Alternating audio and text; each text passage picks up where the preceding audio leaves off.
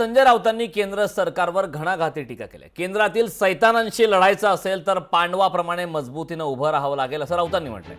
ज्यांच्या बाजूने संजय होता ते कौरव होते असं नवनाथ बन यांनी म्हटलंय. मोदी अर्जुनाप्रमाणे देशासाठी काम करतायत अशी प्रतिक्रिया सुद्धा नवनाथ बन यांनी दिली.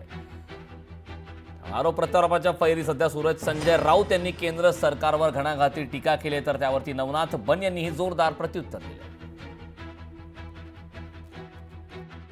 हे घरातले चोर आहेत का, दरोडेखोर आहेत का? त्या मंदिरामध्ये प्रभू श्रीरामाचे 5 कोटी रुपये चोरणारे कोण आहेत?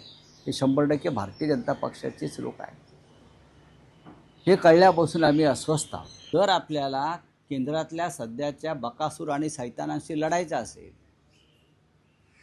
तर पांडवांच्या बाजूने जसे अनेक घटक उभे राहिले सत्याच्या लढाईसाठी, पांडवांच्या बाजूने कौरव मजबूत असताना सुद्धा अनेक जण आले, तसं आपल्याला काँग्रेसच्या बाजूनं त्यांच्या मूळ पक्षाच्या लोकांनी उभं राहिलं पाहिजे, तरच ते टिकतील, नाही तर तेही नष्ट केले जातील.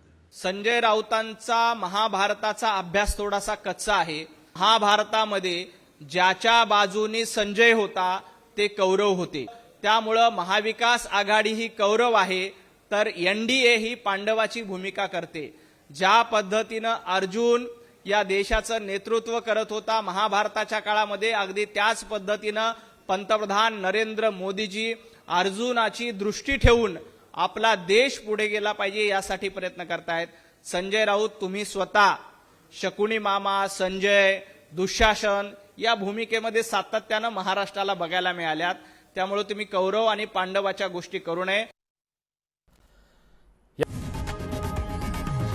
लोकशाही मराठी ऐका, पहा, जागरूक रहा.